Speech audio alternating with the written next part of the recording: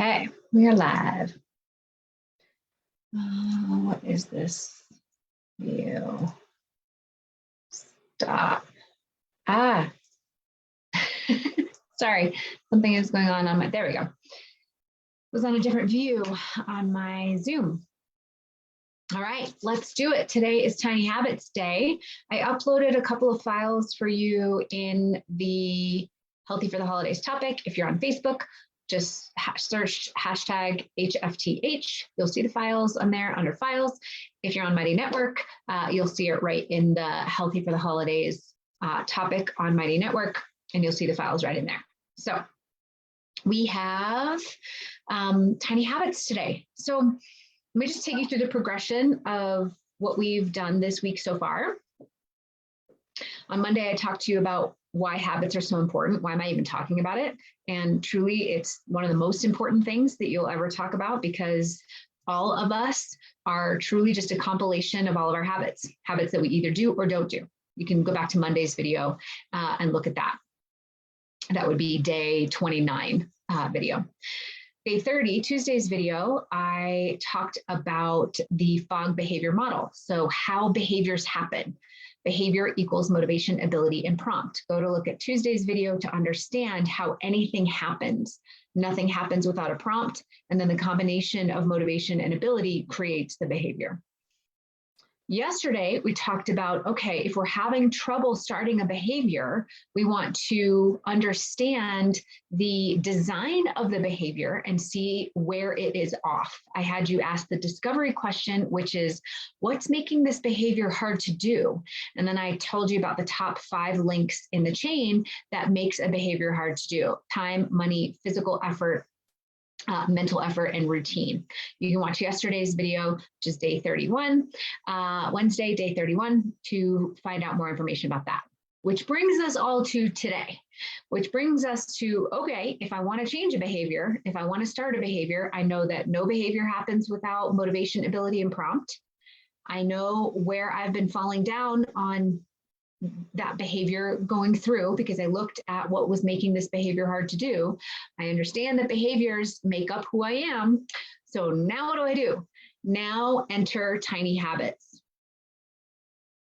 Now, just from a 30,000 foot view, and again, this is your free holiday series. I'm here doing these short snippets. I couldn't possibly get everything I want to teach you into this little series. In my one-on-one coaching and in the Shift program, I teach the whole process of tiny habits and behavior design and walk you through trainings to make sure you understand soup to nuts how to do this and implement this. But this tiny habits piece is very, very effective for anybody who wants to start right away on just tweaking and changing little habits. I'm going to talk to you about the tiny habits recipes today, how to create one. We're going to make it even more clear tomorrow.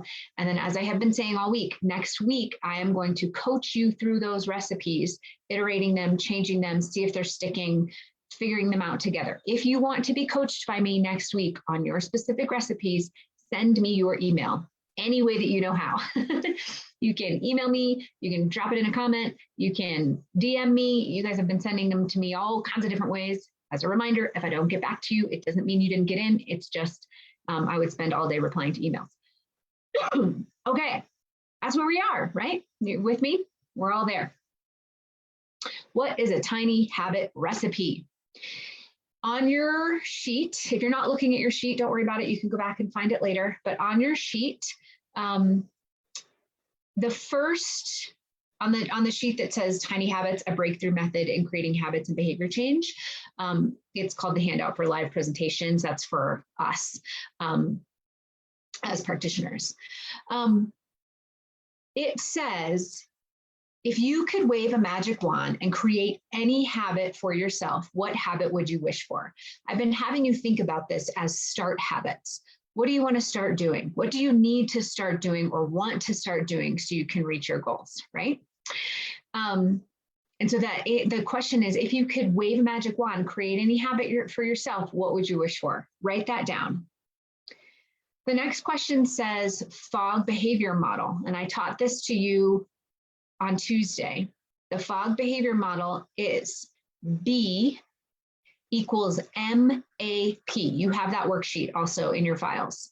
Behavior equals motivation, ability, and prompt. Those three things need to come together in order for the behavior to happen. Using that behavior model in mind, we're going to go on and I'm going to teach you the anatomy of a tiny habit. So a tiny habit essentially looks like, after I blink, I will blink, and then I will celebrate. So I want you to write down on your anatomy of a tiny habit, after I blink, blank line, comma, I will blink, blank line, and then I will celebrate, okay? And so what this recipe does is it addresses the behavior model, right? The FOG behavior model, because we want the behavior to happen, right? So the B, behavior. And what do we need to have to come together to make the behavior happen? Motivation, ability, and prompt. So that after I, and underneath your little blank, I want you to write prompt. After I, under your blank is your prompt. I will, right, is going to be your behavior. And then I will celebrate, okay? What happens is the prompt is going to prompt you to do the behavior, and our making it really, really tiny is going to take care of the ability and the motivation piece, all right? Us making it really tiny is going to take care of the ability and the motivation piece, okay? So your recipe is going to look like, we find a prompt, then we make your behavior that you want to do very, very tiny and easy to do. We already took care of the I want to do the behavior, right? Because I just asked you if you could wave your magic wand and create any behavior, what would it be? So I want to do this, right? So let me give you a tangible example and walk you through how you would do this, okay? Let's say you want, and actually I'm going to use an example partially from one of my clients who just told me that they did this. Let's say you want to start a yoga habit, right? And so what do most people do? They say, I want to start yoga. They say, great, I'm going to, in a burst of motivation, I'm going to go find a yoga class, and I'm going to sign up for a yoga studio, and I'm going to buy a mat and all the yoga clothes, and I'm going to go to yoga. This is too big for the brain. Your motivation to go to the class wanes. It disrupts your routine. It takes time out of your day. It takes physical effort. Yoga actually is hard. It takes mental effort. I have to plan it, and all of that falls apart, right? So we're going to address all of what's making it hard to do by making this yoga habit super, super tiny. For the sake of this example, I'm going to assume that you're going to do yoga at home, okay? This is why I want you to coach with me next week, because I can walk you through different examples of what you're trying to put into your life. But let's say you're trying to do yoga at home, okay? So an example of your tiny habit recipe might look like, and I think this was actually hers, after I put the tea kettle on to make her tea in the morning, I will roll out my yoga mat. And then I will celebrate. Now, your first thought might be, what is rolling out my yoga mat going to get me? That's going to get me nowhere. And what I want is a yoga practice. Why would I just roll out my yoga mat? Okay. But here's what we're designing for in Tiny Habits. We are designing for consistency, because what the big piece that's missing for you in any of you creating a habit is the consistency that wires the brain to tell you you are somebody who does yoga regularly. And when we make the yoga habit really big and we say, I'm going to do a class 5 days a week, right? When we make it really big, the brain has a much harder time designing for that into its normal routine. It is used to homeostasis. It is used to whatever else it's doing during that time. And it's relying solely on motivation to make that behavior happen. Motivation is a very fickle friend. It waxes and wanes based on how you're feeling that day. What else do you have going on that day? Do you have time that day? Do you have meetings that day? Do you just not feel like working out that day? Do you not feel like doing anything that day? Your motivation is going to go up and down all the time. It's a very fickle friend. We do not rely on motivation. So what we need to do is rely on the brain's pattern of habituation. The brain likes habituation. It likes to do the same thing over and over and over again. If we can design it to habituate to what you want and be consistent with that, it's going to cue you to do it on its own without you having to force it or remember it or rely on motivation to get it done. It's going to remind you to do it on its own because the brain likes consistency. The key here is making it really, really, really easy to do. When the brain has something that's really, really, really easy to do, it's much more likely to do it. So what do we do here? We anchor it to a prompt. That's step number one. We anchor the prompt to a behavior that you already do. So these are things like, notice hers was the tea kettle, right? After I put the tea kettle on. So she has tea every morning. So after she turns the tea kettle on, she will roll out her yoga mat, right? Or I think it's maybe turn the tea kettle off. I can't remember. After I turn the tea kettle off, I will roll out my yoga mat. She already turns the tea kettle on and off every day. That's already habituation for her. So when we anchor a behavior to something that's already habit for you, it's much more likely that it will get done. You brush your teeth every day. You go to the bathroom every day. You get out of bed every day. You turn off the lights every day. You walk into the kitchen every day. You open the fridge every day. You maybe make your coffee every day. You take your mug out every day. You put the dishes away every day. There are many, many things that you do already every day. Writing a list of your anchors would be a very good thing to do. What is an anchor? An anchor is something that you already do every day without thinking about it.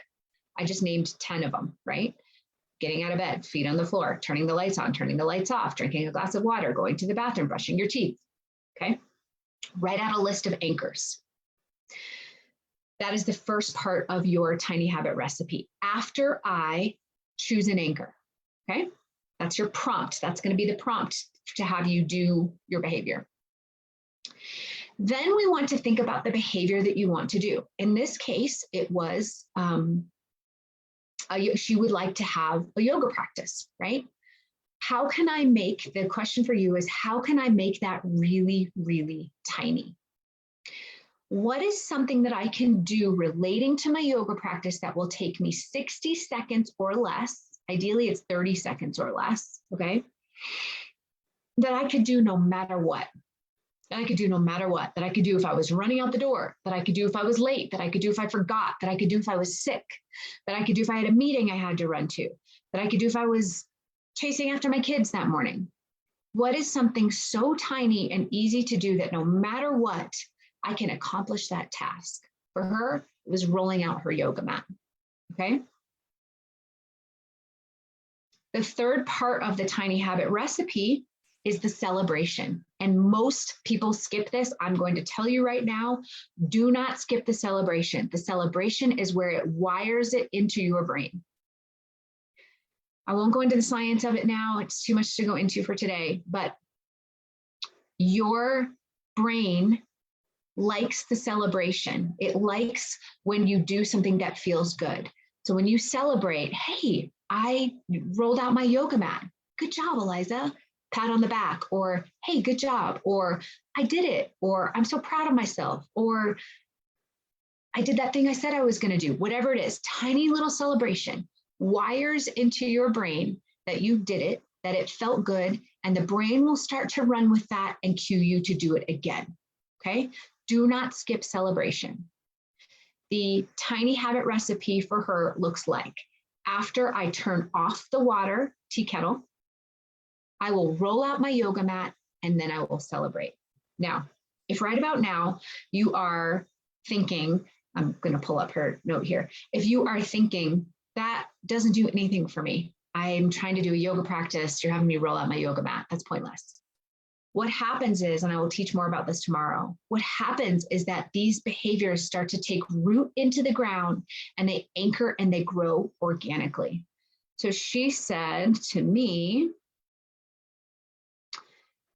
she listened to the Tiny Habits book, but got pretty overwhelmed by it. So then when we did it in our coaching for the shift, and I did the training, it really solidified for her how to do all of these things. She said she wanted to start a small yoga practice. She started out with just getting her mat after she made her cup of coffee. Okay, so she finished her cup of coffee, just rolling her mat out. Okay. She said, I would pick up my coffee cup and lay the mat out. That's all she started with. I didn't do anything for 2 days. Then I would just stretch for 2 or 3 minutes. Now I am turning on beginner yoga videos on YouTube. The videos are about 10 minutes long. She said, mind you, I hurt my back about 2 weeks ago and I have stayed consistent throughout that, right? Hurt her back, still doing the behavior. I feel so good about it and I don't want to quit. This is exactly how, I mean, she just sent this to me yesterday.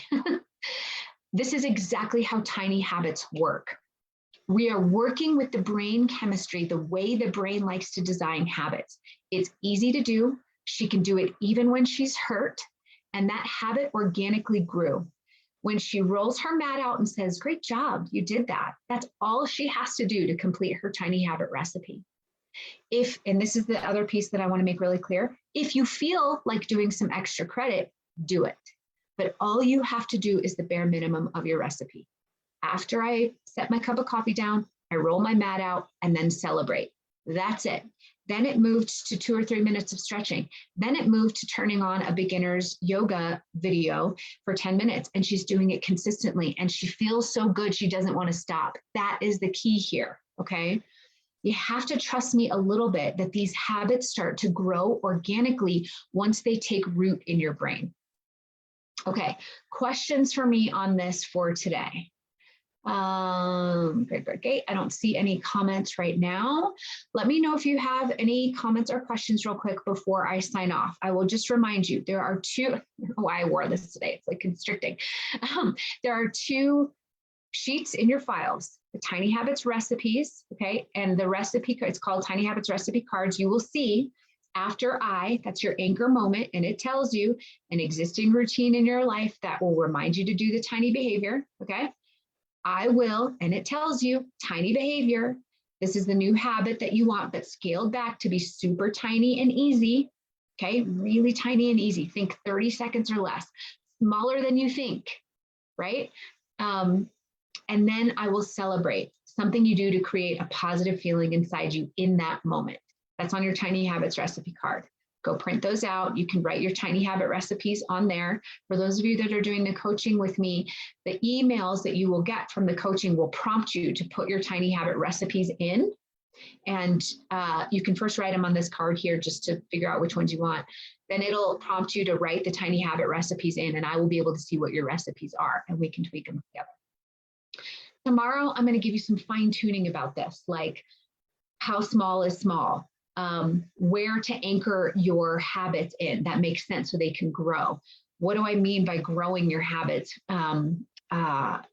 Big versus small, that kind of stuff. I'm going to sort of dive into some of the details to help set you up for next week.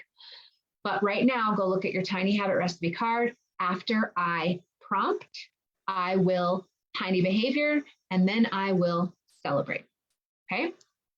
I don't see any questions in the comments, so I am going to assume that it all makes sense to you. Tanya, let me know if you have any questions in the video. I will see you all, or am I missing somebody? I will see you all tomorrow. Don't forget to send me your email if you want coaching. See you tomorrow, everyone.